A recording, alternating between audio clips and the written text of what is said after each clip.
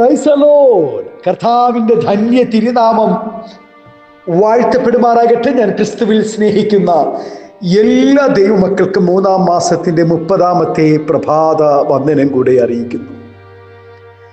ലോകമെമ്പാടുമായിരുന്നു കൊണ്ട് ഈ പ്രഭാതവും ഈ വചന സന്ദേശം ശ്രവിക്കുന്ന എല്ലാ ദൈവദാസന്മാർക്കും ദൈവദാസിമാർക്കും വാത്സല്യ കുഞ്ഞുങ്ങൾക്കും എൻ്റെ ഹൃദയത്തിൻ്റെ ആഴമേറിയ സ്നേഹത്തെയും വന്ദനത്തെയും നന്ദിയും ഒപ്പം പ്രാർത്ഥനയും അറിയിക്കുന്നു. പ്രാർത്ഥനയോടുകൂടെ ഈ പ്രഭാതവും വചന സന്ദേശത്തിലേക്ക് നമുക്ക് പ്രവേശിക്കാം. കർത്താവിൻ്റെ ദാസിദാസന്മാരെ, ആമേൻ, 3 മാസം നമ്മെ കണ്ണിനെ കണ്ണുനീരിൽ നിന്നും കാലിനെ വീഴ്ചയിൽ നിന്നും പ്രാണനെ മരണത്തിൽ നിന്നും വിടുവിച്ച നല്ല നാഥൻ്റെ സന്നിധിയിൽ ഒരു ദിനം കൂടെ വചന സന്ദേശവുമായി കടന്നു വരുവാൻ നമ്മെ ലഭിച്ച മഹാഭാഗ്യത്തെ ഓർത്ത് നന്ദിയോടെ സ്തോത്രം ചെയ്യുന്നു. ആമേൻ. പ്രത്യാശയോടെ പ്രാർത്ഥനയോടുകൂടെ ആയിരുന്ന എല്ലാ ദൈവകുഞ്ഞുങ്ങളെയും ഓർത്ത് കർത്താവിനെ സ്തുതിക്കുന്നു, സ്തോത്രം ചെയ്യുന്നു. ഉൽപ്പത്തി പുസ്തകം 21-ാം അധ്യായം 16-ാം വാക്യത്തിൽ പറയുന്നു, അവൾ പോയി അതിനെതിരെ ഒരു അമ്പിൻ പാട് ദൂരത്തിരുന്നു.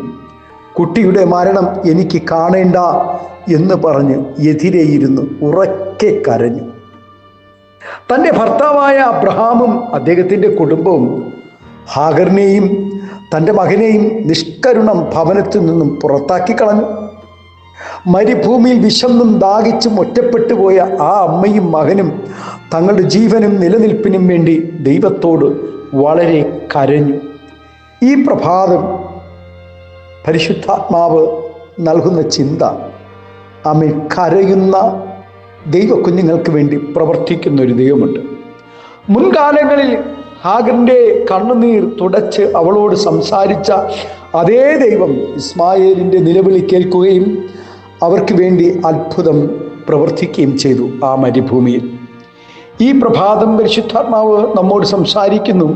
കരച്ചിലിൻ്റെ ശബ്ദം കേൾക്കുന്ന ഒരു ദൈവമുണ്ട്. കരയുവാൻ നീ തയ്യാറാണെങ്കിൽ, ദൈവസന്നിധിയിൽ മനുഷ്യൻ്റെ മുന്നിലല്ല ദൈവത്തിൻ്റെ സന്നിധിയിൽ കരയുവാൻ തയ്യാറാണെങ്കിൽ നിശ്ചയമായും ദൈവം നമുക്ക് വേണ്ടി അത്ഭുതങ്ങളെ ചെയ്യുവാനിടയാകും. നമ്മുടെ കരച്ചിലിൻ്റെ ഉദ്ദേശം എന്തെന്ന് മറ്റുള്ളവർക്ക് മനസ്സിലാകണമെന്നില്ല.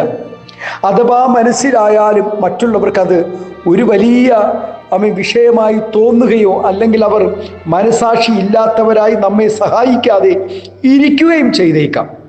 നമ്മുടെ കരച്ചിലിൻ്റെ മുമ്പിൽ മറ്റുള്ളവർ നിസ്സഹായരായി നിൽക്കുമ്പോഴും നമ്മുടെ നെടുവീർപ്പ് പോലും ആഴത്തിൽ ഗ്രഹിച്ചറിയുന്നവനും അതിന് മറുപടി തരുവാനും നമ്മുടെ ദൈവം ശക്തൻ തന്നെയാണ്. ആമേൻ, ഹല്ലേലൂയ.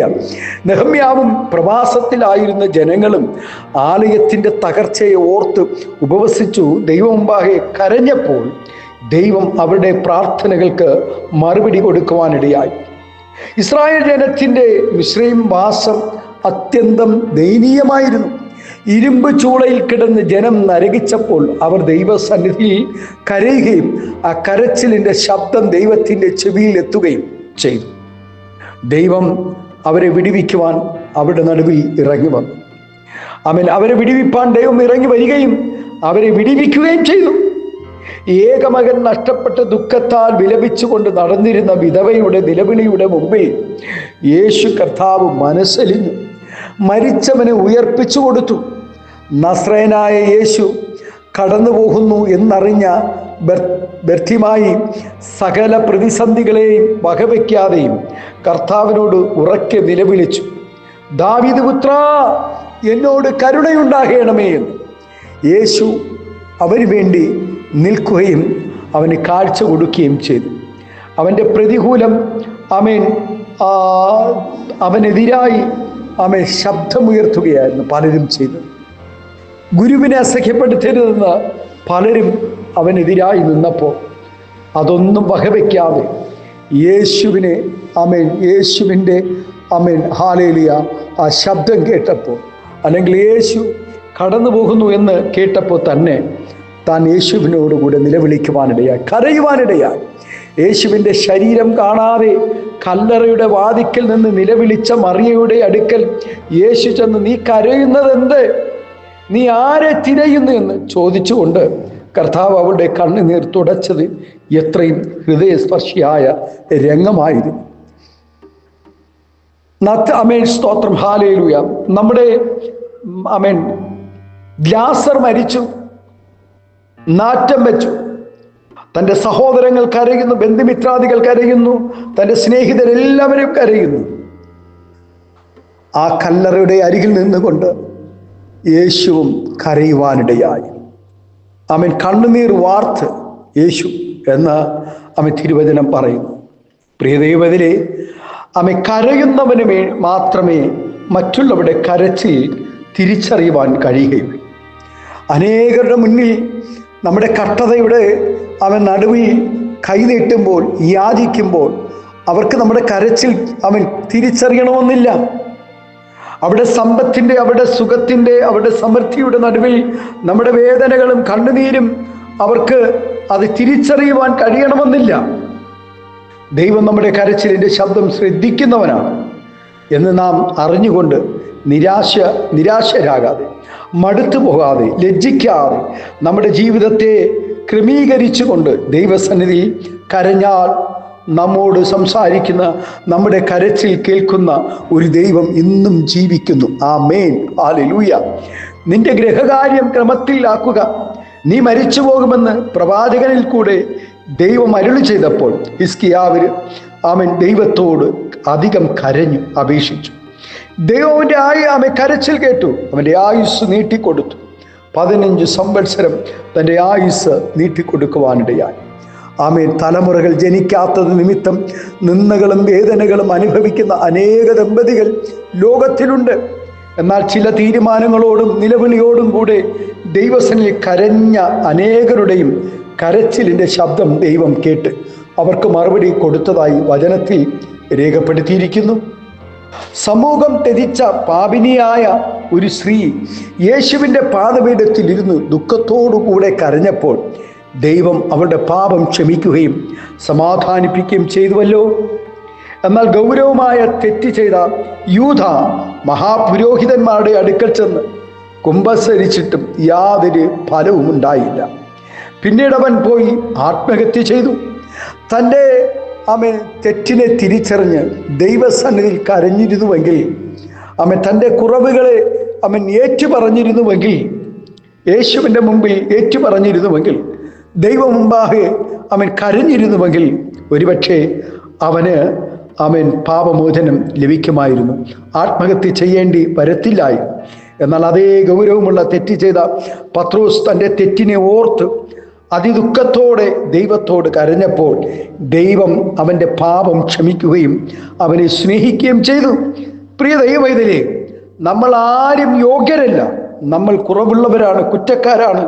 എന്നാൽ ദൈവസന്നിധി നമ്മുടെ കുറവുകളെ ഏറ്റുപറഞ്ഞു, നമ്മുടെ പാപങ്ങളെ ഏറ്റുപറഞ്ഞ് ദൈവത്തോട് കരയുകയാണെങ്കിൽ നിശ്ചയമായും ദൈവം നമ്മെ പാപത്തിൽ നിന്നും, ശാപത്തിൽ നിന്നും, രോഗത്തിൽ നിന്നും പൂർണ്ണമായും വിടുവിക്കുവാൻ മതിയായ ദൈവമാണ് നമ്മുടെ ദൈവം, നമ്മുടെ കർത്താവ്. ഇന്ന് പ്രഭാതത്തിൽ കരയുന്ന കഴിഞ്ഞ നാളുകളിൽ സ്തോത്രം, ചിലപ്പോൾ ഈ 2026 തുടക്കം മുതൽ നിന്റെ ജീവിതത്തിൽ കരച്ചിലായിരിക്കാം കുഞ്ഞ്. സ്തോത്രം, ഹല്ലേലൂയ. കരച്ചിൽ മാറ്റുന്ന, കണ്ണുനീർ തുടയ്ക്കുന്ന, നിന്റെ വിലാപത്തെ നൃത്തമാക്കി തീർക്കുന്ന ഒരു ദൈവം ഇന്ന് പകൽക്കാലമുണ്ട്.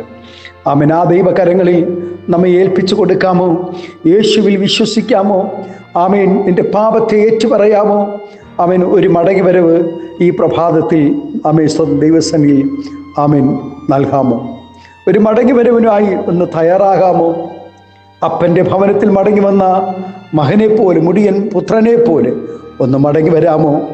ലോകം ഇൻപങ്ങളിൽ നീ മുഴുകിപ്പോകാതെ, ലോകത്തിൻ്റെ പാപങ്ങളിൽ നീ ഇനിയും പെട്ടുപോകാതെ ദൈവകരങ്ങളിൽ ഏൽപ്പിച്ചു കൊടുത്ത്, കർത്താവേ, എൻ്റെ പാപങ്ങളെ ക്ഷമിച്ച്, എൻ്റെ എല്ലാ കുറവുകളെയും ക്ഷമിച്ച് ദൈവസന്നിധിയിൽ ഒരു ആത്മീയ വർധനവിനായി, ഒരു സീസണായി, ദൈവിക കരുണയ്ക്കായി, ദൈവ മഹത്വത്തിനായി എന്നെ ഒന്ന് ഏൽപ്പിച്ചു കൊടുക്കാമോ എന്ന് ഈ പ്രഭാതം നമുക്ക് ചേർന്ന് പ്രാർത്ഥിക്കാമോ?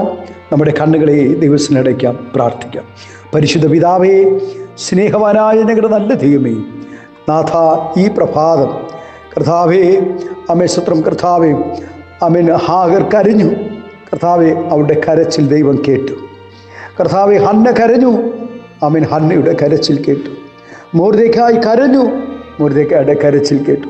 ദൈവത്തിന് ആരെല്ലാം കരഞ്ഞു, അവിടെ കരച്ചിലെല്ലാം കേട്ട ദൈവം, അവരെ വിടുവിച്ച ദൈവം, അവരെ മാനിച്ച ദൈവം, അവരെ ഉയർത്തിയ ദൈവം ഈ പ്രഭാതം കണ്ണുനീരോടെ തലമുറകളെ ഓർത്ത്, ആമേൻ, നാളത്തെ ഭാവിയെ ഓർത്ത്, കർത്താവെ, ആത്മീയ ഭൗതിക നന്മകളെ ഓർത്ത്, ആത്മീയ നിലനിൽപ്പിനെ ഓർത്ത്, ഒരു മടങ്ങി വരവിനെ ഓർത്ത് കരയുന്ന അനേക ദൈവ കുഞ്ഞുങ്ങളുടെ നടുവിൽ എൻ്റെ സ്വർഗത്തിലെ ദൈവം ഇന്ന് പകൽക്കാലം മനസ്സലിയണമേ എന്ന് പ്രാർത്ഥിക്കുന്നു.